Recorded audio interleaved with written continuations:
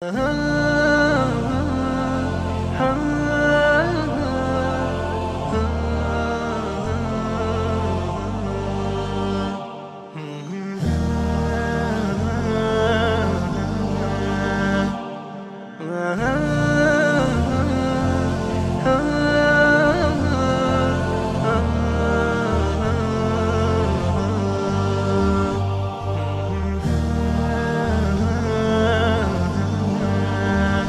باللہ من الشیطان الرجیم بسم اللہ الرحمن الرحیم الحمد للہ رب العالمین وصلی اللہ علی محمد وآلہ الطاہرین۔ قال اللہ تبارک وتعالی فی کتابہ الکریم بسم اللہ الرحمن الرحیم تبارک الذی نزل الفرقان علی عبدہ لیکون للعالمین نذیرا۔ قرآن مجید کی سورہ فرقان کی آیہ کریمہ اور اسی طرح سورہ بقرہ میں شہر رمضان الذی انزل فیہ القرآن ھدی للناس وبینات من الھدی والفرقان، جس میں قرآن کو فرقان کے طور پر پہچانوایا گیا۔ اس کے علاوہ اور بھی آیات ہیں جس میں قرآن کو اور دیگر کتابوں کو بھی اللہ کی طرف سے نازل ہونے والی کتابوں کو فرقان کی صفت کے ساتھ پہچانوایا گیا۔ فرقان یعنی جو حق و باطل اور صحیح اور غلط اور سچائی اور جھوٹ کے درمیان میں فرق کر سکے۔ اس موضوع پر ہماری بحث تھی، ایک بحث جو بہت زیادہ اہم ہے اور جو ہر دور کے انسانوں کے لیے اور خاص کر ہمارے دور کے انسان کے لیے، کہ جہاں دین کے نام پر بہت سارے حق و باطل میں گڈمٹ سا ہو گیا ہے اور بہت ساری چیزیں کنفیوز ہو گئی ہیں۔ دین کے درمیان میں، خود دین کے اندر بھی یہ دو پہلو ہیں، دونوں جگہ حق و باطل جو ہے بہت زیادہ مشکل میں لوگوں کے لیے حق و باطل کی شناخت کرنا بہت مشکل ہو گئی ہے۔ کہ شناخت کی بحث کچھ بحثیں ہوئی ہیں، کچھ بحثیں بھی قرآن کی آیتوں کی روشنی میں باقی ہیں جو آپ کی خدمت میں پیش کی جائیں گی۔ البتہ وہ اصلی بحث ابھی رہ گئی ہے جس میں قرآن جو ہے مثال دے کر خود حق و باطل کو پہچانواتا ہے، کہ انشاءاللہ وہ جلد ہی شروع ہوگی آپ کی خدمت میں۔ تو یہ ایک اہم بحث ہے، چونکہ بہرحال انسان جو ہے وہ دین کے ساتھ زندگی گزار رہا ہے۔ اکثریت انسان کی، بہت بڑی تعداد میں انسان جو دین کے ساتھ زندگی گزار رہا ہے، تو اس اعتبار سے اس کے لیے اہم ہے کہ جس دین پر انسان چل رہا ہے وہ دین حق ہے یا دین حق نہیں ہے، یا اگر حق دین پر بھی چل رہا ہے تو حق دین میں سب کچھ حق ہے یا اس کے اندر ملاوٹیں ہیں، اس کے اندر باطل چیزیں داخل کر دی گئی ہیں جو اس کے لیے بہت ہی زیادہ ضرر کی۔ یہ خود الگ بحث ہے، یہ انشاءاللہ امید ہے کہ یہ بات بھی تھوڑی بہت کی جائے گی کبھی ان دنوں میں، کہ حق و باطل کو ملانے کا جو مسئلہ ہے جو قرآن نے باقاعدہ ذکر کیا ہے، جو بہت زیادہ ضرر ہے۔ یعنی باطل تنہا اگر ہو تو اتنا زیادہ نقصان دہ نہیں ہوتا، چونکہ اس کا پہچاننا لوگوں کے لیے آسان ہوتا ہے، لیکن اگر حق اور باطل دونوں ملا کر پیش کیے جائیں، سچائی اور جھوٹ دونوں ملا کر پیش کیے جائیں تو لوگوں کے لیے زیادہ مشکل ہوتی ہے۔ مثلا ایک چینل ہے جو جھوٹ ہی بول رہا ہے، ایک اینکر ہے جو ایک صحافی ہے جو جھوٹ ہی بولتا ہے، تو وہ اتنا زیادہ خطرناک نہیں ہے، چونکہ وہ معلوم ہے کہ یہ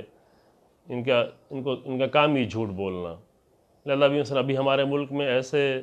صحافیوں کو، ایسے اینکروں کو لوگ اچھی طرح پہچانتے ہیں کہ یہ حکومت سے پیسے کھاتے ہیں، ان کا کام ہی جھوٹ بولنا اور جھوٹ بولتے رہتے ہیں۔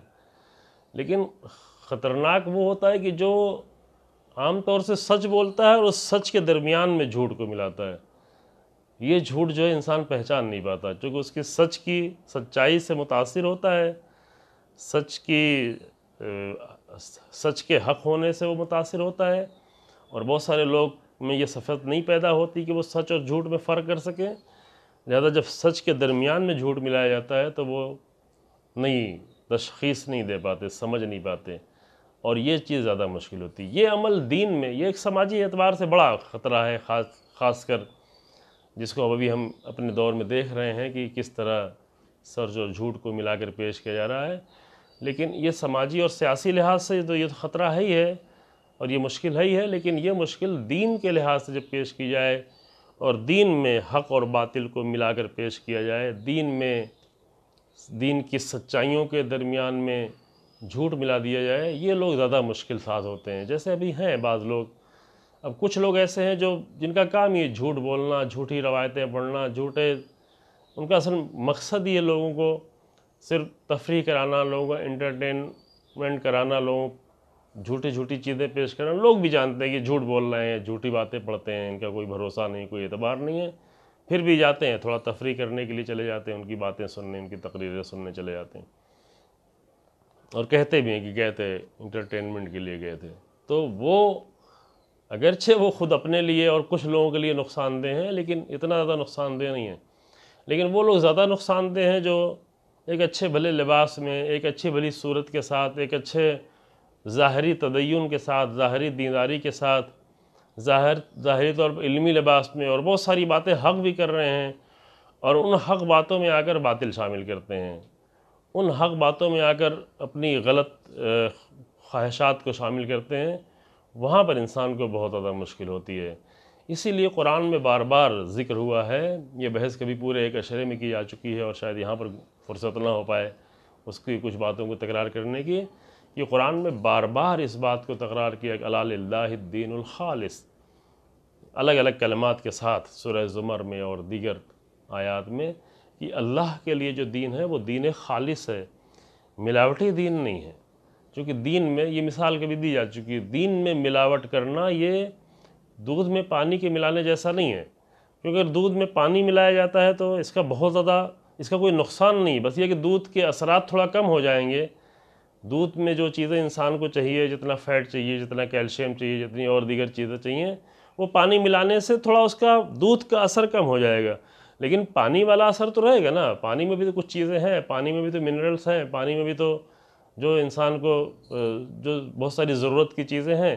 تو وہ پانی کے فوائد تو رہیں گے۔ دودھ کے فوائد تھوڑا کم ہوں گے، لیکن پانی کے فوائد تو رہیں گے، دودھ کا اثر کم ہوگا۔ لہذا دین میں اگر کوئی چیز ملائی جاتی ہے، چاہے انسان بڑی عقیدت سے ملا رہا ہو، چاہے بڑی محبت سے ملا رہا ہو، چاہے یہ کہہ رہا ہو کہ میرا عقیدہ ہے، یہ کہہ کر ملا رہا ہو کہ میرا عقیدہ ہے، لیکن اگر دین میں کوئی چیز ملائی جا رہی ہے اللہ کے دین میں، تو یہ پانی ملانے کے، دودھ میں پانی ملانے کی طرح نہیں ہے، بلکہ دودھ میں زہر ملانے کی طرح۔ چونکہ دودھ میں اگر زہر ملایا جائے تو کیا ہوتا ہے؟ وہ پھر تباہی کے سبب، خود بھی خراب ہوتا ہے، دودھ بھی خراب ہوتا ہے، اور اس کو جو پیے گا وہ بھی انسان ہلاکت میں پڑ جاتا ہے۔ دین بھی ایسے ہی، دین میں اگر انسان اپنی طرف سے کوئی چیز ملاتا ہے تو وہ دین بھی تباہ ہوتا ہے، دین بھی ذلت کا سبب بنتا ہے، دین بھی بدنام ہوتا ہے، دین کے بھی بدنامیاں ہو رہی ہوتی ہیں، اور ساتھ ساتھ وہ دین جس معاشرے میں ہوتا ہے اس معاشرے کو بھی تباہ کر رہا ہوتا ہے، اس معاشرے کی بھی ہلاکت کا سبب بن رہا ہوتا ہے۔ اس لیے نہیں معلوم، یہ بات تکرار بھی کی جاتی ہے، نہیں معلوم کس حد تک یہ اس نقطے پر حساس ہیں لوگ، اور کتنا اس کو اہمیت دے رہے ہیں، اور اہمیت دینے کی ضرورت سمجھ رہے نہیں سمجھ رہے ہیں، کہ ہمارے درمیان میں لوگوں کے پاس ملاوٹی دین بہت زیادہ ہے۔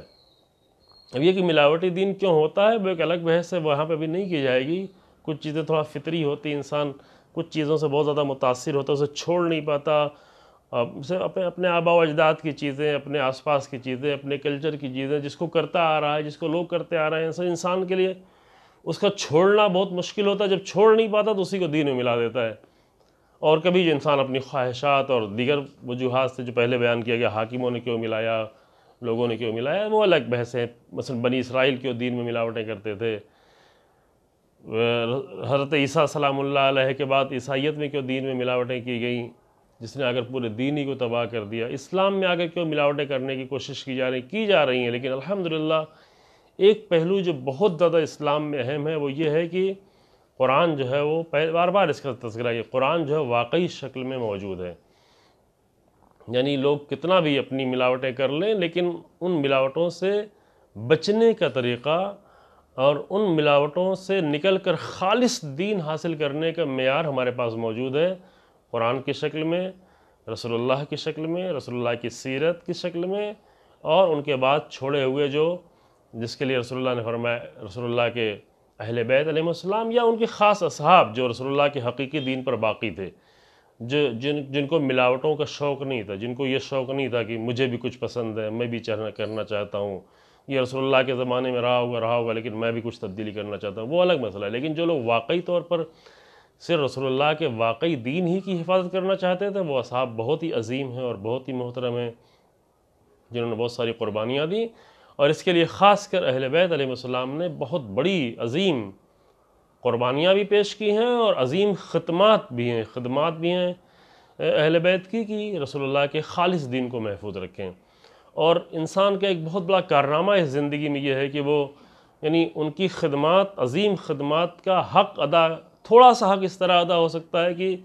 جس کے لیے انہوں نے اتنی سختیاں اٹھائی ہیں اور جس کے لیے رسول اللہ نے اتنی سختیاں اٹھائی ہیں، اس خالص دین کو، اپنے ملاوٹی دین کو چھوڑ کر اس خالص دین تک پہنچا جا سکے۔ یہ اسلام کی حد تک ہے، اور پھر دیگر مذہب میں یہ دوسرے مذاہب، دوسرے دھرم، دوسرے ریلیجنس میں بھی یہی مشکلات ہیں کہ بہت سارے مذہب جو ہے وہ واقعی طور پر، بنیادی طور پر صحیح تھے، ان کی کچھ اچھی تعلیمات بھی ہیں جس کو دیکھ کر لوگ خوش ہوتے ہیں، کہتے ہیں کہ دیکھو ہمارے حق ہونے کی دلیل یہ ہے۔ خوب حق اتنا ہی ہے جتنا اس میں صحیح چیز موجود ہے۔ اب وہ حق دکھا کر وہ ملاوٹیں بھی ساتھ ساتھ پیش کریں، یہ تو صحیح نہیں ہے کہ مثلا ایک انسان آئے، وہ صحیح دودھ دکھائے، جب دینا شروع کرے تو اس میں ملاوٹ، جب دکھانا ہوتا ہے کہ نہیں یہ فلاں کتاب میری دیکھو، فلاں وید دیکھو، فلاں بائبل دیکھو، فلاں توریت دیکھو، اس کی یہ آیت دیکھو، اس کی فلاں آیت دیکھو، اور جب اس کو لوگوں کے سامنے پیش کیا جائے تو ملاوٹوں کے ساتھ، یہ ناانصافی ہے، یہ اصل میں انسانوں کے ساتھ دھوکہ ہے در حقیقت، اور یہ ایک عام دین کے نام پر بہت سارے لوگ یہ دھوکہ کر رہے ہیں۔ اس لیے لازم ہے کہ انسان ایک بڑا کارنامہ اپنی زندگی میں انجام دے، اور وہ یہ کہ ملاوٹی چیزوں سے اپنے آپ کو محفوظ رکھے، اور حقیقی اور حق دین، حقیقت اور حقیقی چیز جو ہے وہ حق سے بنی ہوئی ہے، حقیقی دین کو آ کر ڈھونڈے۔ امام خمینی رحمۃ اللہ علیہ بہت زیادہ اس پہ اصرار کرتے تھے، اور اسی لیے ان کو اللہ نے یہ توفیق بھی دی کہ اگر وہ اسلام ناب، جو کلمہ خود ہی استعمال کرتے تھے، اور اپنی زندگی کے آخری ایام میں یہ کلمہ زیادہ استعمال کیا، بعض بزرگان نے شمار کیا آخری 2 سالوں میں یہ کلمہ، ان کی تقریریں ساری محفوظ ہیں، اسلام ناب محمدی، یعنی پیغمبر اکرم صلی اللہ علیہ وآلہ وسلم کا خالص اسلام، ناب یعنی خالص، رسول اللہ کا خالص اسلام، چونکہ اس کا دغدغہ بہت تھا، اس کی فکر بہت تھی، اس کے لیے فکر مندی بہت تھی، اگر مثلا ایک انقلاب آ بھی گیا ہے، کہیں اس میں چیزیں ملاوٹی نہ شامل کر دی جائیں، اور الحمدللہ ملاوٹیں بہت زیادہ لوگوں نے شامل کرنے کی کوشش کی، لیکن اس کے لیے قربانیاں دی گئیں، اس کو محفوظ کیا گیا۔ شہید مطہری جیسے انسان کے پیشانی پہ آ کر گولی اسی لیے ماری لوگوں نے کہ باہر کے لوگوں نے آگے گولی نہیں ماری، مثلا مارنے والے وہاں کوئی عراق سے نہیں آیا تھا، اس زمانے میں عراق و ایران کے مثلا مسائل چل رہے تھے، یا کوئی امریکہ سے اسرائیل سے نہیں آئے تھے مارنے کے لیے، یہی اندر کے لوگ جو اس خالص انقلاب میں ملاوٹیں شامل کرنا چاہ رہے تھے، جو ظاہری طور پر انقلابی بھی تھے، شروع میں ذکر بھی کیا، تفسیر قرآن کا درس دینے والے آ کر امام خمینی کے شہید مطہری کی پیشانی پہ گولی مارتے ہیں۔ کیوں؟ شہید مطہری بہت ہی مضبوطی سے ڈٹے ہوئے تھے کہ اس میں کچھ ملاوٹیں نہ شامل ہونے، ملاوٹ نہ ہونے دی جائے، انقلاب کو خالص رہنے دیا جائے، انقلاب میں دوسرے افکار، چاہے وہ مارکسزم کے افکار ہوں، چاہے وہ کمیونزم کے افکار ہوں، چاہے وہ یورپ کے افکار ہوں، وہ شامل نہیں ہوں، اس سے خالص رکھا جائے۔ حتیٰ آخر تک، ابھی تک رہبر انقلاب کو بہت سارے لوگوں کے سامنے جو مسائل پیدا ہوئے، بہت ہی قریبی لوگ جو انقلاب میں بہت بڑا رول ادا کیا تھا، لیکن بہت ساری چیزیں وہ ملاوٹ کرنا چاہتے تھے، بھیا ہم جو خالص اسلام کے ساتھ اقتصاد کو نہیں سنبھال سکتے، ہم سماجی مسائل کو نہیں سنبھال سکتے، ہمارے علوم خالص اسلام کے ساتھ نہیں چل سکتے، لہذا ہمیں مغربی چیزیں اس میں آ کر ملانا پڑے گی، مغربی اقتصاد، مغربی تہذیب، مغربی، اور اس سے جنگ رہی، اس سے بہت بڑے بڑے لوگ، یہاں پہ ہم نام لینا شاید مناسب نہ ہو، بعض لوگ اس دنیا سے انتقال کر گئے ہیں، بڑے بڑے عہدوں پر رہے، لیکن ان کے لیے خالص اسلام پہ پورا بھروسہ نہیں تھا ان کو کہ یہ خالص اسلام آ کر پوری بشریت کو نجات دے سکتا ہے۔ اس کے لیے ایک بہت بڑا کارنامہ امام خمینی رحمۃ اللہ علیہ نے اپنے زمانے میں بہت زیادہ، اس کے لیے بہت سارے لوگوں کو پتہ بھی نہیں ہے، یہ اندر جنگ چلتی تھی، اور اس جنگ سے نجات دی، انقلاب کو نجات دی، اور اس کے ذریعے سے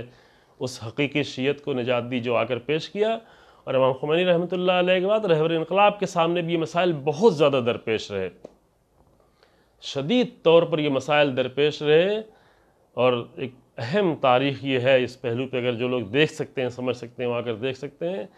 اور بہت بڑی بڑی شخصیتیں آ کر بہت ساری چیزیں ملاوٹ کرتی رہیں، لیکن رہبر انقلاب نے ملاوٹ نہیں کرنے دی.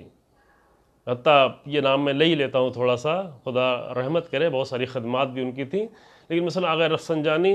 وہ نہیں تھے، یعنی اس طرح سے اگرچہ بہت سی ساری خدمات ہیں، بہت ساری کتابیں ہیں، قرآن پہ بہت سارا کام کیا ہے، لیکن عملی طور پر اتنا زیادہ بھروسہ نہیں تھا کہ تنہا فقط خالص اسلام کے سارے اصولوں کے ذریعے سے ہم اپنے ملک کو بہت آگے لے جا سکتے ہیں یا انقلاب کو. ملک کی باتیں چھوڑیں، لہذا وہ کچھ چیزیں اپنے ایک ملاوٹ کے چکر میں رہا کرتے تھے، اور یہ اس کی بنیاد پر بہت سارے مسائل پیدا ہوئے، اور انہی بنیاد پر ابھی ان کے بچوں کو دیکھیں، ان کی بیٹی اور بیٹوں کو، تو اتنے سارے مسائل انہوں نے پیدا کیے. پھر ان سے اور بھی مڑے ہوئے جو لوگ، میں ایک نام لے لیا، خدا بہرحال رحمت کرے ان کے اوپر اور مغفرت فرمائے، مخلص انسان تھے، انقلاب کی بھلائی چاہتے تھے، لیکن بس وہی اسلام پر اتنا زیادہ بھروسہ نہیں تھا. اس طرح اور بھی بہت سارے لوگ ہیں جو واقعاً مخلص لوگ ہیں، اسلام کی بھلائی چاہتے ہیں، شریعت کی بھلائی چاہتے ہیں، مذہب اہل بیت کی بھلائی چاہتے ہیں، لیکن وہ اپنی ملاوٹی چیزوں سے بڑھانا چاہتے ہیں. وہ سمجھتے ہیں کہ یہ سارے، جیسے دوسرے لوگ جو ہے چمتکار پیش کرتے ہیں، معجزے پیش کرتے ہیں، طرح طرح کے ڈھکوسلے پیش کرتے ہیں، خرافات پیش کرتے ہیں، اس کے ذریعے سے لوگوں کو دین سے جوڑے ہوئے ہیں. کچھ بیوقوفوں کو، کچھ نادانوں کو جو ہے ایسی خرافات کے ذریعے سے اگر دین سے جوڑے ہوئے ہیں، تو ہم بھی اپنے دین میں ایسی چیزیں پیش کر کے ان کو دین سے جوڑے رہیں گے. یہ اسلام کو اس کی ضرورت نہیں ہے. ٹھیک ہے، ممکن ہے آنے میں تھوڑا دیر لگے، لوگوں کو سمجھنے میں تھوڑا دیر لگے، لیکن ایسے خرافات کے ذریعے سے اسلام میں آنے کی ضرورت نہیں ہے. پیغمبر اکرم صلی اللہ علیہ وآلہ وسلم کے اصولوں میں سے یہ اصول ہے. یہ آیت بعد میں بھی شاید آئے، جب ہم فرقان کے حاصل کرنے کے طریقے پہ بحث کریں گے تو وہاں بھی بحث آئے گی، لیکن ہم اس آیت پڑھ کے آگے بڑھتے ہیں کہ رسول اللہ کی یہ بہت ہی اہم آیت. رسول اللہ کے طریقوں میں سے یہ تھا کہ رسول اللہ فرماتے تھے کہ قُلْ هَٰذِهِ سَبِيلِي أَدْعُو إِلَى اللَّهِ عَلَىٰ بَصِيرَةٍ أَنَا وَمَنِ اتَّبَعَنِي. ظاہر آیت اس طرح کی، کہہ دو اے رسول کہ یہ میرا راستہ ہے، اور میرے راستے میں لوگوں کو بصیرت اور آگاہی اور شعور اور سمجھ کے ساتھ دعوت دیتا ہوں. کس کی طرف؟ اللہ کی طرف، خالص دین کی طرف، اللہ کی طرف. اور یہ میرا بھی کام ہے، انا ومن اتبعنی، میرا بھی طریقہ یہی ہے، اور جو بھی میری اتباع کرنے والا ہے اس کا بھی طریقہ یہی ہوگا. اس کو ضرورت نہیں ہے کہ لوگوں کو معجزات کے ذریعے سے دین کی طرف. معجزات کبھی کبھی دکھائے جاتے تھے مسلمانوں کے لیے، مومنوں کے لیے نہیں ہوتے تھے، وہ کافروں کو تھوڑی دیر کے لیے خاموش کرنے کے لیے. یہ بحثیں کی جاتی رہی، یہاں پہ نہیں کی جائیں گی. کہ معجزات ہوتے ہی نہیں مومنین کے لیے. معجزات کی گنجائش، معجزات کے معنی عاجز کرنا، وہ عاجز مومنوں کو تو نہیں کرنا چاہتا اللہ. معجزہ یعنی عاجز کرنے والی چیز، تو عاجز کرنا وہ تو اللہ مومنوں کو، مسلمانوں کو نہیں کرنا چاہتا. وہ لوگ جو مخالف بن کر، وہ لوگ جو رسول اللہ کے مقابل میں یا کسی نبی کے مقابلے میں آ کر رکاوٹیں ڈالتے تھے، ان کو تھوڑا دیر کے عاجز کرنے کے لیے بھائی رکاوٹیں تھوڑا ہٹ جائیں، کبھی کبھی معجزہ پیش کیا جاتا. نہیں کہ معجزہ جو لوگوں کے ایمان کو بڑھانے کے لیے پیش کیا جاتا. معجزے سے ایمان نہیں بڑھتا، ایمان جو ہے عمل سے بڑھتا ہے، ایمان سے بڑھتا ہے، اخلاص سے بڑھتا ہے، توحید سے بڑھتا ہے، اخلاق سے بڑھتا ہے، صحیح نظریات سے بڑھتا ہے، صحیح آئیڈیالوجی سے بڑھتا ہے. لہذا بعض لوگ آ کر ایسی چیزیں پیش کرتے تھے، اگر رسول اللہ خاموش بھی صرف وہاں پہ رہتے تب بھی خاموش رہنے میں لوگ کہتے خاموش ہی رہتے، کوئی اس میں حرج نہیں تھا. اگر صرف خاموش رہتے تب بھی شاید بہت سارے لوگ اور دین میں جڑ جاتے، لیکن رسول اللہ خاموش بھی نہیں رہے، صرف خرافات کو روکا. اور یہ بہت ہی اہم نمونہ ہے. مثلا پیغمبر اکرم صلی اللہ علیہ وسلم کے فرزند کا انتقال ہوا بچپن میں، جو رسول اللہ کے بیٹے نہیں رہ سکے، 2 بیٹے تو دونوں کا انتقال ہو گیا. جب ابراہیم کا انتقال ہوا، اس چھوٹے سے بچے کا، اسی دن میں سورج گرہن لگ گیا، اور لوگوں نے اعلان کرنا شروع کیا کہ رسول اللہ کے بیٹے کے انتقال کی بنیاد پر، یہ غم کی بنیاد پر سورج گرہن لگا. اب ایک عام آدمی ہوتا، دھوکے باز انسان، وہ اور مسکراتا اندر اندر، چپ رہتا کہ دیکھو مجھے معلوم ہے کہ میرے بیٹے کی وجہ سے نہیں ہوا ہے، لیکن لوگ جو ہے اس طرح جو ہے اہمیت دے رہے ہیں تو چلو اہمیت دینے دو. لیکن پیغمبر اکرم صلی اللہ علیہ وسلم مسجد میں آئے، منبر پہ گئے، ان لوگوں کو ڈانٹا کہ تم کیا باتیں کر رہے ہو، سورج گرہن کا میرے بیٹے سے کیا تعلق ہے؟ میرے بیٹے کے انتقال سے سورج گرہن کا کوئی تعلق نہیں ہے. یعنی ایک خرافی چیز، خرافات جو لوگوں کو بہت زیادہ پسند ہیں، دین میں اس طرح کی خرافات داخل کرنا جو لوگوں کو بہت زیادہ پسند ہیں، آ کر رسول اللہ نے شدت سے، سختی سے منع کیا کہ نہیں، اس کا ہمارے بیٹے سے کوئی تعلق نہیں ہے، اس پہ خوش ہونے کی ضرورت نہیں. اگر منع کیا، رسول اللہ ناراحت ہوئے، رسول اللہ کو تکلیف ہوئی کہ دین کو اور ہماری عقیدت کو خرافات سے نہیں جوڑا جائے۔ لہذا ایک اہم مسئلہ ہے کہ ایسی چیزوں سے انسان اپنے آپ کو محفوظ رکھے اگر وہ واقعی دین چاہتا ہے۔ لہذا اس پہ غور کرے انسان، اور تمام مومنین سے بھی اس بات کا تقاضا ہے جو سن رہے ہیں، جو بعد میں سنیں گے، اور اگر کسی شکل میں کلپ یا دیگر شکل میں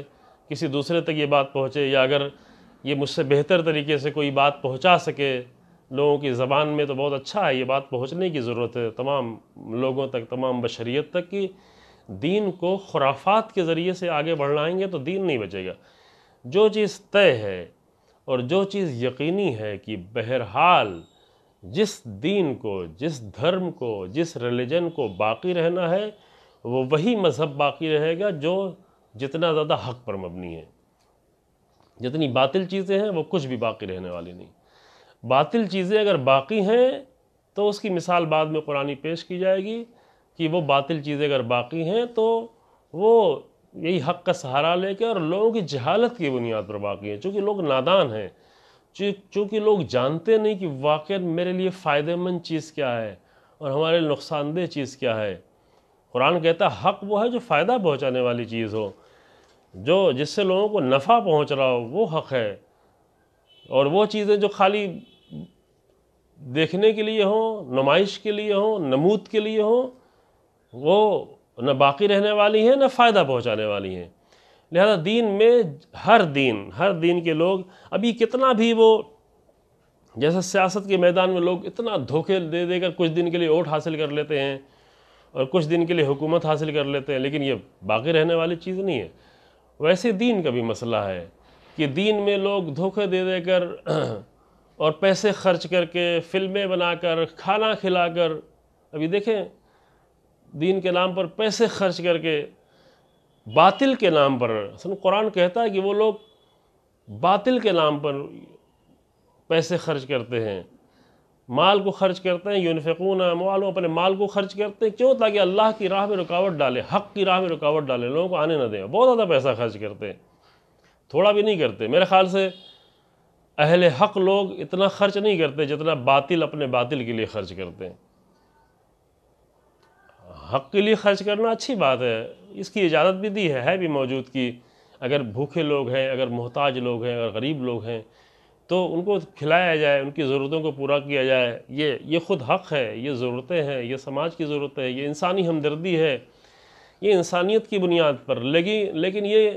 نہیں کہ لوگوں کا پیٹ بھر کر ان کو دھوکہ دیا جائے، ان کو فریب دیا جائے۔ ہاں، لوگوں کو پیٹ بھرنے کے ذریعے سے اگر لوگوں کے دل میں حق سے الفت پیدا ہوتی ہے، حق سے قریب ہوتے ہیں، اس طرح تالیف قلوب ہوتی ہے، اس طرح دل جو ہے حق سے نزدیک ہوتے ہیں، تو اچھا ہے، اس کے لیے انسان پیسے بھی خرچ کر رہا ہو، اچھا ہے۔ لیکن باطل امور کے لیے کہ ابھی بہت سارے لوگ اتنا زیادہ خرچ کرنا شروع کر، فلمیں بنا رہے ہیں، نہیں معلوم سیریل بنا رہے ہیں، فلمیں بنا رہے ہیں، ہزاروں گھنٹے لوگوں کے مشغول کر دیتے ہیں عجیب و غریب خرافات پیش کرنے میں۔ ایک عجیب خرافات کا مجموعہ پیش کر رہے ہوتے ہیں، اور وہ چل رہے ہوتے ہیں چینلوں پر، ٹی ویوں پر،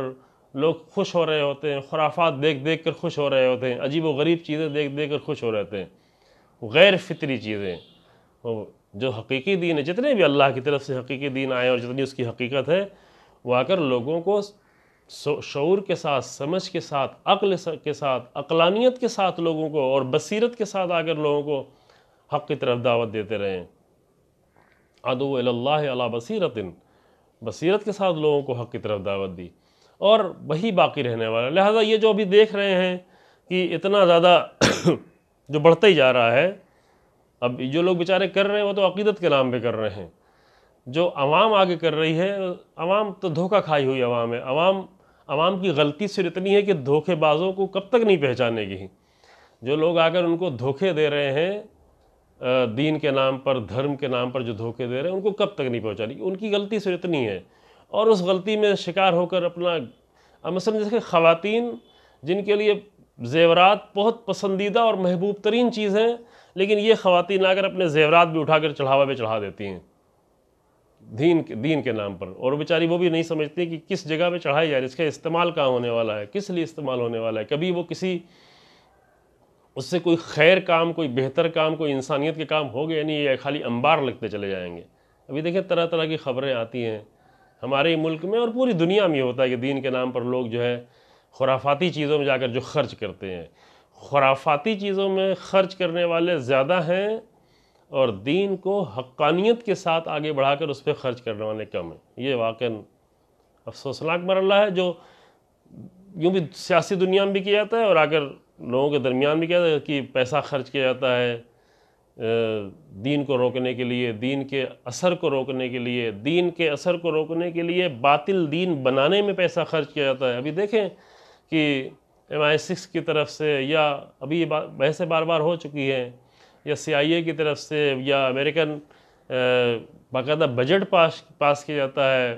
اسرائیل میں بجٹ پاس کیا جاتا ہے، عرب ممالک میں بعض لوگ ایسے ہیں جو اپنے خرافاتی چیزوں کو پیش کرنے کے لیے لوگوں کو حقیقی دین سے روکنے کے لیے کتنا خرچ کرتے ہیں۔ خوب انسان اس کی طرف متوجہ ہو، خوب ممکن ہے کہ اتنا زیادہ خرچ انسان نہیں کر پائے، مال اتنا زیادہ، ایک حق والے لوگ، حق پرست لوگ ممکن ہے اتنا زیادہ مال خرچ نہیں کریں، اور نہ خرچ کریں تو کوئی حرج بھی نہیں ہے، لیکن کم سے کم اپنی عقل کو تو استعمال کریں نا، اپنی فکر کو، اپنی عقل کو، اپنے شعور کو اگر صحیح طریقے سے استعمال کریں تو کم سے کم اپنے آپ کو محفوظ رکھ سکتے ہیں۔ کس چیز سے؟ ان وہمی اور خیالی اور خرافاتی چیزوں سے جو غیر عقلی ہے۔ بس قانون یہ ہے کہ ہر وہ دین اور دین کی ہر وہ چیز جو جتنی زیادہ عقلی ہے اور جتنا زیادہ حق ہے، چونکہ حق اور عقل کے ساتھ ساتھ ہے، اس کا رشتہ بہت گہرا رشتہ ہے، وہی باقی رہنے والا۔ باقی کوئی چیزیں یہ باقی رہنے والی نہیں ہیں، جتنا کرنا ہو کر لیں۔ اللہ کی یہ قانون ہے کہ اللہ جو ہے، یہ قرآن میں بیان کرتا ہے کہ یہ آخر میں اس کا نتیجہ آخر میں ذلت ہے، اس کا نتیجہ آخر میں حسرت ہے۔ انسان صرف آخر میں حسرت کرے گا، ہم نے اتنا سب کچھ خرچ کیا، اتنا سب کچھ لٹایا، اتنا سب کچھ برباد کیا، اور پھر بھی ہمارے پاس اس کا کوئی نتیجہ نہیں رہا۔ اور یہ سب کچھ کر کے لوگوں کو جو دعوت دی، اس دعوت پر بھی افسوس کر رہے۔ قرآن میں سورہ بقرہ میں بہت ہی خوبصورت مطلب بیان کیا گیا ہے، اس کو 2-3 سال پہلے ایک جگہ تقریر میں بیان کیا گیا تھا تفصیل سے، کہ شاید اس کی کلپ بھی موجود ہے، کہ قیامت کے دن وہ لوگ جو لوگوں کے رہبر بنے ہوئے تھے، جو لیڈر بنے ہوئے تھے، اور جو باطل کی طرف لیڈ کر رہے تھے اور لے جا رہے تھے ان گمراہیوں کی طرف، اپنے وہی جذبات اور مال اور دولت اور فریب اور دھوکے کے ذریعے سے، وہی لوگ آ کر اپنے پیروکاروں سے، جو ان کے بھکت لوگ تھے، جو ان کے پیروکار، یعنی یہی جو ابھی کلمہ استعمال، جو ان کے بھکت لوگ تھے، جو ان کے بہت عاشق لوگ تھے، انہی سے کہیں گے کہ تم میرے پیچھے آئے کیوں، تم نے میری بات کیوں مانی، برات کریں گے۔ قرآن کا لفظ ہے کہ استبرأ الذین اتبعوا من الذین اتبعوا، ظاہراً کلمہ یہ ہے، میں نے اس وقت آیت نہیں دیکھی تھی، سورہ بقرہ میں یہ آیت موجود ہے کہ وہ لوگ جن کی اتباع کی جاتی تھی، جن کو فالو کیا جاتا تھا، اتباع نہیں، جن کو فالو کیا جاتا تھا، جن کے لوگ بنے ہوئے تھے عقیدت مند اور بھکت، ہم اپنی ہندی زبان میں کہیں بھکت لوگ جو بنے ہوئے تھے، یہ لوگ جن کی اتباع کی جاتی تو وہ ان سے کہیں گے تم میری اتباع کیوں کر رہے تھے، کیوں میرے پیچھے آئے، میں نے تم کو بلایا تب بھی تم کو میرے پیچھے نہیں آنا تھا، کیوں میرے پیچھے آئے، کیونکہ اگر تم نہ آتے تو میرا عذاب اتنا نہ بڑھتا، میری مشکل اتنی نہ بڑھتی، میں اتنا بڑا، اتنے برے انسان کی شکل میں آج نہیں پیش کیا جاتا، میں تنہا رہتا، میرا اپنا عمل رہتا، میرے اپنے گناہ رہتے، میں اس کا معاملہ جو ہے وہ پیش کیا تھا، لیکن تم اتنے سارے لوگوں کے آنے کی وجہ سے میرا گناہ کہیں زیادہ بڑھ گیا، تو وہ ان سے بیزاری کر رہے ہوں گے، برات کر رہے ہوں گے، تبرہ، وہی جو بولا جاتا ہے، تبرہ کر رہے ہوں گے اور بیزاری کا اظہار کر رہے ہوں کہ میرے پیچھے آئے کیوں، میں نے تم کو کتنا بھی بلایا لیکن تمہارے پاس عقل نہیں تھی، تمہارے پاس شعور نہیں تھا، تم کیوں میرے پیچھے آئے، میری اتباع کیوں کی، مجھے کیوں فالو کیا۔ ابھی تو بہت خوش ہو رہے ہیں کہ میرے فالوورز کتنے زیادہ ہیں، مجھے ووٹ دینے والے کتنے زیادہ ہیں، لیکن انجام اس کا یہ ہے جو قرآن واضح طور پر بیان کرتا ہے۔ پھر اس کے جواب میں وہ لوگ بھی کہیں گے کہ وہ بھی برات کریں گے کہ مجھے ایک موقع ہے، کاش کہ ایسا موقع ملتا کہ پھر میں ان سے بیزار ہو جاتا، اصل ان کے پیچھے نہیں جاتا، ان کی باتیں نہیں سنتا، لیکن اس وقت دیر ہو چکی ہوگی۔ قرآن یہاں پہ کہتا ہے کہ وہ آرزو کریں گے کہ اے کاش لو کان اللہ کر رہا، اے کاش کہ مجھے دوبارہ پلٹا دیا ہے، دوبارہ ایسا موقع ملے تو میں ان فریب کاروں کے پیچھے نہیں جاؤں، میں یہ جذباتی تقریریں کر کر کے اپنے دھوکے میں رکھنے والوں کے پیچھے نہیں جاؤں، میں تھوڑا دین میں عقل کا استعمال کروں، لیکن وہ دیر ہو چکی ہوگی، اب پھر پلٹنے کا چانس نہیں ہوگا۔ تو عام طور سے کرتے کیا ہیں یہ لوگ؟ طور سے ان لوگوں کا طریقہ یہ ہے کہ لوگوں کو خیالی چیزوں میں الجھا کر، گمان میں اور شکوک و شبہات میں الجھا کر، اور ساری کوشش یہ کہ تعداد ہمارے پاس زیادہ ہو جائے، تعداد ہمارے پاس بڑی ہو جائے۔ اور قرآن نے آ کر، یہ خود اچھا معیار ہے، یعنی بھی معیارات کی پوری بحث تو آگے اور آئے گی، لیکن یہ خود ایک معیار ہے۔ قرآن نے آ کر یہ معیار بتایا کہ دیکھو، جیسے پہلے کچھ چیزیں بیان کی گئی نا کہ یہ انسان نہیں سمجھے کہ فلاں حق ہے، میں حق ہوں، فلاں حق ہے، فلاں پرسنالٹی حق ہے، بلکہ حق کے معیاروں اور اصولوں کو ڈھونڈے۔ ایک چیز جو قرآن نے جس کی نفی کی ہے اور سختی سے نفی کی ہے، وہ یہ ہے کہ انسان اکثریت کے پیچھے نہیں۔ دو چیزیں یہاں پہ بیان کرتے ہیں، جلدی وقت میں جلدی یہ بات سمیٹ دی جائے۔ ایک یہ کہ گمان کے پیچھے نہیں جائے، گمان، فقط ظن، فقط یعنی جب تک یقین نہ ہو۔ قرآن کے ایک قانون ہے، قرآن کہتا ہے لا تقف ما لیس لک بہ علم، جب تک کسی چیز کا علم نہ ہو جائے اس پر ٹھہرو نہیں، اس کو اپنا موقف نہیں بناؤ۔ لا تقف، اس کو اپنا موقف نہیں بناؤ، اس کا اپنا اسٹینڈ نہیں بناؤ، اس کے لیے کھڑے نہیں ہو جب تک کسی چیز کا علم نہیں ہو جائے۔ صرف خیالی چیزیں، گمان کی چیزیں لوگوں کے سامنے پیش نہیں کرو، ایک دوسرے کو فارورڈ کرنا نہیں شروع کر دو، ایک دوسرے کے خلاف بولنا نہیں شروع کر دو، گمان کی بنیاد پر کسی کی توہین کرنا نہیں شروع کر دو، نہ کسی دین کی توہین کرنا شروع کرو، صرف گمان کی بنیاد پر۔ اگر کسی کے بارے میں تنقید کرنا ہے، کرٹیسائز کرنا ہے، تو اس کے بارے میں پڑھو، اس کے بارے میں سنو۔ یعنی یہ قانون ہے، یہ عقلی قانون، علمی قانون۔ اگر کسی کو انسان کرٹیسائز کرنا چاہتا ہے، کسی انسان کو، کسی مذہب کو، کسی دھرم کو، تو اس کے بارے میں اچھے طریقے سے پڑھے۔ کسی کی مخالفت کرنے کے لیے صرف اپنے خیالوں کی بنیاد پر نہیں، بلکہ مطالعہ کرے۔ اور یہیں پر ہم دعوت دیتے ہیں کہ ایک مرتبہ ٹھیک ہے، بہت سارے لوگ قرآن کی یوں ہی بیکار کی، یعنی قرآن کہتا ہے ھدی للناس، ہم تم سب کی ہدایت کے لیے ہیں، تمہارا بھلا چاہتے ہیں، وہ قرآن کے دشمن بنے بیٹھے۔ خوب قرآن کی دشمنی ہی کرنا ہے تو ایک مرتبہ قرآن کو آ کر پڑھو، لیکن تھوڑا آزاد ذہن بن کے، آزاد انسان بن کے پڑھو، دشمن بن کے آگے نہیں پڑھو، خالی وہی چیزیں ڈھونڈو جو دشمنی کی مل رہی ہوں، تھوڑا اس کے آگے پیچھے بھی دیکھ لو، تھوڑا انسان بن کے، تھوڑا آزاد انسان بن کے پڑھو، تو شاید کچھ حقیقتیں انسان کے لیے روشن ہونا شروع ہو جائیں۔ ان لوگوں کا طریقہ یہ ہے کہ یہ دو چیزوں کے فکر میں رہتے ہیں، ایک گمان میں لوگوں کو الجھانا،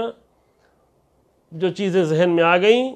علم کے بغیر، یقین کے بغیر، حق کے بغیر، چونکہ علم، یقین، حق، یہ ساری چیزیں بہت اس کا گہرا رابطہ ہے۔ وہی چیزیں یقینی ہو سکتی ہیں جس کا علم ہو 100%، چونکہ 90% والا علم نہیں بنتا، 99% والا علم نہیں بنتا، یہ سب ظن کے دائرے میں آتے ہیں۔ البتہ کچھ ظن ایسے ہوتے ہیں جن کا درجہ بلند ہو جاتا ہے، ان کے لیے ایک حد تک جو ہے قبولیت ہے، اس کی ایک الگ بحث ہے، وہ بھی یہاں پہ نہیں کرتے۔ لیکن علم وہ ہے جس کو 100% 100% جس کے بارے میں معلوم ہے، ہاں یہ ہے، یہ روشنی ہے، یہ تاریکی ہے، اجالا، یہ فائدہ مند ہے، یہ نقصان دہ ہے، اور اس پر انسان عمل بھی کرتا ہے، وہ یہ یقینی ہے۔ مثلا انسان کو معلوم ہے کہ یہ بجلی کے تار گزر رہا ہے، اس میں 11,000 وولٹیج کی لائٹ گزر رہی ہے، اگر اس کو ہاتھ لگائیں گے تو بالکل ابھی پکڑ لے گی، کھینچ لے گی، جلا دے گی، ختم کر دے گی۔ خوب انسان اس کو بالکل ہاتھ نہیں لگاتا، ذرا سا بھی انسان عقل مند ہے، بچہ بھی ہے، اس کو سمجھ میں آ جاتا ہے، فوراً وہ ہاتھ نہیں لگاتا، کیونکہ اس کو علم ہے، اور اس علم کے نتیجے میں اس کے نتیجے کا یقین ہے، اور وہ اس کا وہ لائٹ کا ہونا، اس کی تاثیر، وہ حق ہے۔ اس کا چھونا باطل ہو جائے گا، لیکن وہ خود اپنی جگہ پہ حق ہے۔ تو اس کا بہت گہرا رابطہ ہے۔ لیکن جہاں پر یہ یقینی چیز نہیں ہو، وہاں گمان چیزیں ہوں کہ فلاں لوگوں نے کہہ دیا، فلاں نے کہہ دیا، ایسے کہہ دیا، لوگ یہ مان رہے ہیں۔ لہذا قرآن کے بہت ہی خوبصورت یہاں پہ جملہ ہے، قرآن کہتا ہے ما یتبع اکثرهم الا ظن، اکثر لوگ ہیں صرف گمان کی باتیں، گمان میں پڑے ہوئے ہیں، گمان کی چیزیں کہتے ہیں۔ اس کے پہلے ایک بہت ہی خوبصورت آیت ہے، وہ بھی پڑھ کے آگے بڑھتے ہیں، جس میں کئی مرتبہ یہ مطلب قرآن کہتا ہے، شاید یہ آیت بعد میں اور بیان کیجئے، قل هل من شرکائکم من یہدی الی الحق، تم نے جن لوگوں کو اپنا شریک بنایا ہوا، اپنا معبود بنا رکھا، کیا تم کو واقعاً وہ حق کی طرف ہدایت کرتے ہیں؟ یعنی جن کو تم نے اپنا معبود بنایا ہے، جس کے پیچھے لگے ہوئے ہو، وہ تمہیں کچھ ہدایت بھی کرتے ہیں؟ جو جناب ابراہیم کا پہلا تھا، مطلب پتھر بھی ہدایت کرتا ہے۔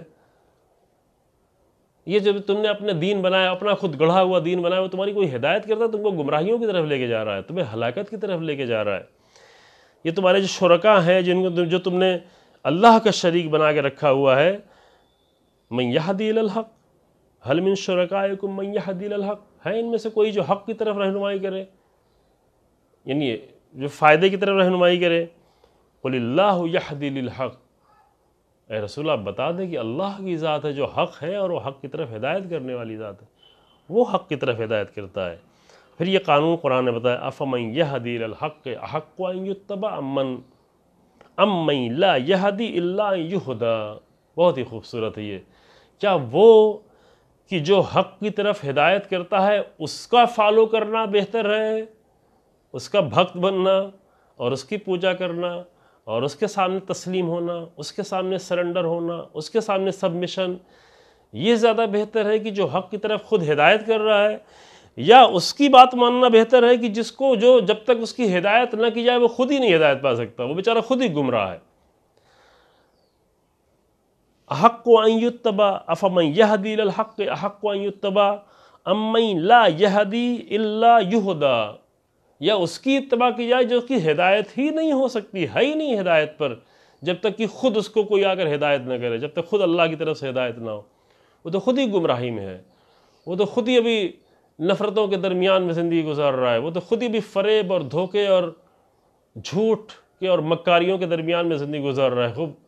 ایسے لوگ جو دین کے نام پر آ کر فریب دے رہے ہیں اور سیاست کے نام پہ آ کر فریب دے رہے ہیں، ان کو فالو کرنا یہ زیادہ بہتر ہے، یہ وہ ذات کی جو لوگوں کو حق کی طرف لے جا رہی، جو رحمان ہے، جو رحیم ہے، جو کریم ہے، جو تمام خطاؤں کے باوجود بھی معاف کر دینے والا ہے۔ یہ آگر قرآن فَمَا لَكُمْ كَيْفَ تَحْكُمُونَ، پھر قرآن یہاں پہ سوال کرتا تمہیں کیا ہو گیا ہے، تم کیسے فیصلے کرتے ہو، اصل تمہارے فیصلے کیسے ہیں، تم اپنی زندگی کے بارے میں، اپنے دین کے بارے میں کس طرح کے فیصلے کرتے ہو۔ یہ سورہ یونس کی آیت نمبر 35 ہے، بہت ہی خوبصورت آیت ہے، میں جلدی سے گزر رہا ہوں، اس پر زیادہ گفتگو کی ضرورت انشاءاللہ پھر کبھی توفیق ہو کی جائے گی، ابھی وقت تمام ہو رہا ہے۔ اس کے بعد والی آیت پڑھ لیتے ہیں کہ اس کے بعد قرآن کہتا ہے کہ مَا يَتَّبِعُ أَكْثَرُهُمْ إِلَّا ظَنًّا، اس میں سے اکثر لوگ کیا ہیں، اکثر لوگ فقط گمان، علم نہیں، یقین نہیں، حقیقت نہیں، بلکہ گمان، خرافاتی چیزوں پر آ کر اسی اتباع، اسی کو فالو کر رہے ہیں، وہی ان کے ذہنوں میں بھر دی گئی ہے، اسی کے پیچھے لگے ہوئے ہیں، اسی پر زندگیاں اپنی گزار رہے ہیں، اسی پہ اپنا وقت گزار رہے ہیں، اسی پہ لوگوں کی توہین کر رہے ہیں، اسی پر لوگوں سے نفرت کر رہے ہیں، اسی پر لوگوں سے بیزار ہو رہے ہیں، اسی پہ فرقے بازی کر رہے ہیں، اسی پہ فرقہ بنا کر ایک فرقے کو دوسرے فرقے سے لڑا رہے ہیں، صرف گمان کی چیزوں پر، کیونکہ اگر حق ہوتا تو حق میں لڑائی نہیں ہے، جتنا حق ہوتا، حق میں کوئی لڑائی کے چانس ہی نہیں ہے، تو پھر یہ فرقے بازی نہیں ہوتی، حق ہوتا اور حق ایک دوسرے کو ساتھ دیتا، اگر کہیں پہ کوئی کمی نظر آتی تو آ کر ان کی مدد کرتا، ان کی ہمدردی کرتا، ان سے محبت کرتا، ان کو نجات دیتا، ان کے اوپر رحم کرتا، ان کے لیے فکر مند ہوتا، ان کے اوپر تفریح ان کے لیے نہیں کرتا، ان کے ساتھ یہ اس طرح کا رویہ پیش نہیں آتا۔ پھر قرآن کہتا ہے ان الظن لا یغنی من الحق شیئا، یہ تمہاری گمان یہ ذرہ برابر بھی حق سے تمہیں بے نیاز نہیں کر سکتے، تمہیں حق تک نہیں پہنچا سکتا۔ لا یغنی من الحق شیئا ان اللہ علیم بما یفعلون، اور یہ جو کچھ بھی کرتے ہیں اللہ اس سے آگاہ ہے۔ قرآن میں سورہ حجرات میں اسی لیے آ کر منع کیا گیا، سورہ حجرات میں آگے کہتے ہیں کہ یا ایھا الذین آمنوا اجتنبوا کثیرا من الظن، اے مومنو ظن سے بچو، بدگمانیوں سے، گمان سے، صرف گمان کی چیزوں، اپنی زندگی میں یقین لے کے آؤ۔ یہ بہت ہی بنیادی نقطہ ہے قرآن کا کہ جب تک علم و یقین نہ ہو تب تک ٹھہرو نہیں، اور ظن و گمان اور وہم و خیالات سے بچو، امیجن کرنے والے دین سے اور خیالی دین سے، اور اللہ اکبر، اس سے اپنے آپ کو بچاؤ، اس سے بڑا نقصان پہنچا ہے، ابھی تک دین کو بہت نقصان پہنچ گیا ہے، ابھی تک یہ خیالی دین سے اور اپنے بنائے ہوئے دین سے اسلام کی بہت توہین کی جا چکی ہے۔ دوسرے مذہب کے لوگوں نے بھی اپنی چیزوں کو بہت توہین کی، دوسرے جو آسمانی مذہب ہیں اگر وہ اپنے حق دین پر باقی ہوتے تو وہ خود بخود آ کر اپنے بعد والے دین کو قبول کرتے، چونکہ ہر حق دین کی یہ صفت رہی ہے، قرآن میں بھی یہ بار بار آئی آیت، اور شاید آپ کے سامنے کئی بار تکرار ہوئی ہے، شاید آپ کے سامنے کل ہی ایک آیت پیش کی جائے کہ جو حق دین ہوتا ہے وہ اپنے پہلے والے دین کی بھی تائید کرتا ہے اور آگے والے دین کی خبر دیتا ہے۔ جو دین حق سے کوئی جنگ نہیں ہے، حق انبیاء آتے تھے اپنے پرانے والے انبیاء کی تائید کرتے تھے، فلاں نبی آیا، فلاں نبی آیا، فلاں نبی آیا، اور ان سب پر ایمان لے آؤ، ان کی باتیں صحیح تھیں، اور بعد میں کون سا نبی آنے والا ہے اس کو بھی بیان کرتے تھے، پرانے حق کو بھی بیان کرتے تھے، آئندہ حق کو بیان کرتے تھے۔ تو اگر وہ آنے والے دین اگر وہ حق پر ہوتے تو وہ حق پر ہونے کی بنیاد پر اپنے پچھلے بھی حق دین کی تائید کرتے اور آئندہ جو حق دین آتا، جو کامل تر دین ہے، جو بہتر دین ہے، جو وقت کے مطابق ہے، جو زیادہ جس میں وسعت پائی جاتی ہے، اس کو بھی آ کر تائید کرتا، اسے قبول کرتا، کھلے ہوئے دل سے قبول کرتا۔ وہ آ کر وہاں پہ اٹک تو نہیں جاتا۔ یہ کبھی مثال دی جا چکی ہے 3-4 سال پہلے کسی مجلس میں کہ یہ تو نہیں کوئی بچہ پرائمری میں ہو، مڈل کلاس میں، اس کے سامنے کہا جائے کہ تم اور آگے بڑھ کر نہیں، میں آگے نہیں بڑھوں گا۔ بہت سارے دین کی حالت یہی ہے کہ ان کے سامنے پرائمری لیول کا دین پیش کیا گیا جو اس زمانے میں تو نہیں پیش کیا جاتا۔ ان کا لیول، انسانی لیول اتنا نہیں تھا، ان کو بہت بڑا دین پیش کیا جاتا۔ جیسے ایک چھوٹا بچہ اسکول میں جائے تو اس کو جو ہے فزکس کے بہت ہی بڑے فارمولے تو نہیں بتائے جائیں گے، میتھمیٹک کے فارمولے تو نہیں بتائے، اس کے پاس صلاحیت ہی نہیں ہے، اس کو چھوٹی چیزیں پیش کی جائیں، پھر جیسے جیسے وہ بڑھتا جائے گا اس کو اور بڑے لیول کی چیزیں پیش کی جائیں گی۔ تو وہ لوگ جو بہت سارے کہتے ہیں ہمارا دین پرانا، ٹھیک ہے، ہاں پرانا دین ہے، اس میں بہت ساری چیزیں حق بھی ہیں، لیکن اگر اس نے حق پر باقی رہتے تو آگے والے دین کو تم خود بخود آگے بڑھ کر لے لیتے۔ جیسے ایک پرائمری کے بچہ مڈل کلاس ہو جاتا ہے، مڈل کلاس کے بچہ ہائر ایجوکیشن کے لیے جاتا ہے، ڈاکٹریٹ تک جاتا ہے، چونکہ علم بڑھتا جاتا ہے۔ لیکن وہ لوگ جنہوں نے اگر باطل شامل کر دیا پھر وہ آگے بڑھنے کی کوشش نہیں کرتے، پھر پیچھے پہ رہ جاتا ہے، چونکہ بیچ میں علم کے ساتھ ساتھ بہت ساری چیزیں اور شامل کر دی۔ جب پڑھنے کا دل نہیں چاہتا، صرف کھیلنے کا دل چاہتا ہے، بکواس کرنے کا دل چاہتا ہے، دوستوں کے ساتھ ٹہلنے کا دل چاہتا ہے، یہ باطل چیزیں شامل کر دی۔ جب باطل چیزیں شامل کر دی تو دین کا، علم کا اگلا مرحلہ اس سے محروم ہو گیا۔ ویسے دین میں بھی ہے کہ دین میں جب باطل چیزیں لا کر شامل کر دی گئیں تو وہ بعد والے دین سے محروم ہو گئے۔ اگر وہ اپنے حقیقی دین کی طرف واپس پلٹے تو بعد والا دین ان کو خود بخود قبول ہو جائے گا، بعد والا دین ان کے لیے پسندیدہ ہوگا۔ لہذا اگر وہ لوگ، جو لوگ واقعاً ابھی ہیں، بہت سارے لوگ ہم دیکھتے ہیں اپنی معاشرے میں، جیسے ہندوستان کے معاشرے میں بعض لوگ جو صحیح ویداس کو پڑھے ہوئے ہیں، صحیح اپنی پرانی کتابوں کو پڑھے ہوئے، جس میں کچھ حق باتیں ابھی تک محفوظ ہیں الحمدللہ، تو وہ آ کر اسلام کی بھی احترام کرتے ہیں، چونکہ وہ اپنے آپ کو اسی پرائمری میں نہیں رکھنا چاہتے، وہ اپنے آپ کو وہ مڈل کلاس کے لیول میں نہیں رکھنا چاہتے، وہ اور آگے کامل دین کو دیکھنا چاہتے ہیں، اور کامل دین ان کی نجات کے لیے آیا ہے۔ یہ پہلے بتایا گیا کہ ہدی للناس ہے، قرآن کہتا ہے ہدی للناس ہے، یہ سارے انسانوں کی بہتری کے لیے۔ لیکن مشکل کیا ہے؟ مشکل ہے کہ انسان گمانوں میں پڑا ہوتا ہے، اپنے تخمینوں میں پڑا ہوتا ہے۔ خوب اس گفتگو انشاءاللہ قرآن کی اور بھی آیتیں موجود ہیں، کل آپ کی خدمت میں تھوڑا آگے بڑھاتے ہوئے اس کے بعد کے مرحلے کو پیش کیا جائے گا۔ والحمدللہ رب العالمین، وصلی اللہ علی محمد وآلہ۔